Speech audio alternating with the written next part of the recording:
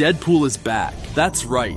Marvel is bringing Deadpool back for a new movie, but not in the way fans would expect. I am Marvel Jesus.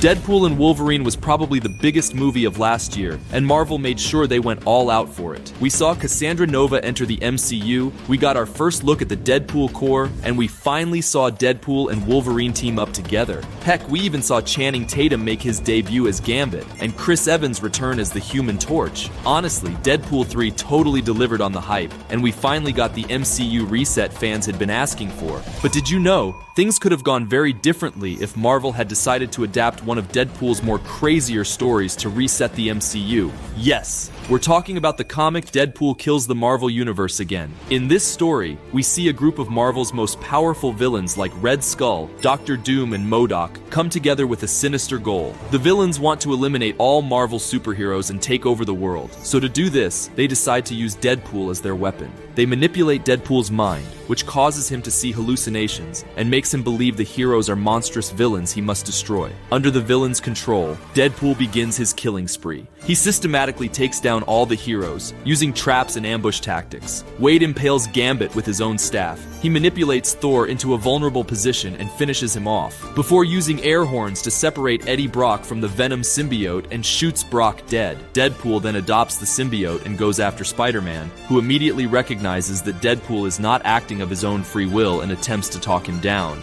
However, Deadpool is too far gone and brutally decapitates Spider-Man. As the heroes begin to realize what's happening, a small group of survivors bands together to stop Deadpool. The group investigates Deadpool's actions and uncovers the villain's role in manipulating him. They resolve to stop Deadpool and expose the truth. Punisher and Moon Knight try to stop him, but Wade ends up tricking them too, and kills them as well. The Avengers come after him then, but the villains end up combining Deadpool and Ultron together. This modified version of Deadpool ends up being too strong for the heroes, and they soon meet their end as well. Gwenpool arrives as the last hero standing. The two fight it out and get into an epic showdown, but Deadpool ends up killing her too. However, before she dies, Gwenpool finally manages to reach through to him. Some fragments of Wade's real memories begin to surface, and he soon remembers everything. He realizes he has been manipulated into killing his friends and allies. He gets super mad and goes after the villains. Carnage is held against a train, and Wrecker is crushed by his own wrecking ball. The rest of the villains are terrified and go into hiding to save themselves, but Wade finds them and kills them all.